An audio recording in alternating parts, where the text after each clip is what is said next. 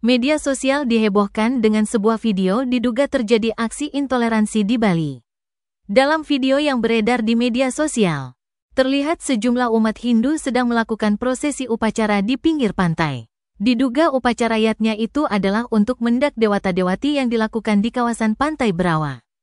Namun saat umat Hindu sedang khusyuk menjalankan prosesi keagamaan itu, di saat bersamaan ada pesta kembang api yang dihidupkan tepat di depan umat yang sedang bersembahyang.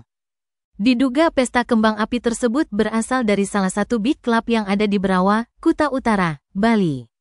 Upacara yang dipuput oleh Ida Resi ini pun menjadi kurang hikmat lantaran terlihat terganggu dengan suara kembang api. Menurut informasi, pihak adat setempat sudah sempat berkomunikasi dengan manajemen beach club, akan tetapi pihak beach club menolak mengundur acara pesta kembang api tersebut. Kejadian ini menimbulkan keprihatinan di kalangan masyarakat Bali dan netizen, yang mempertanyakan kurangnya rasa toleransi dan penghormatan terhadap praktik keagamaan. Dalam unggahan di akun Instagram Nilu Jelantik, warganet mengecam aksi intoleransi tersebut. Bagaimana tanggapan kalian terkait video tersebut?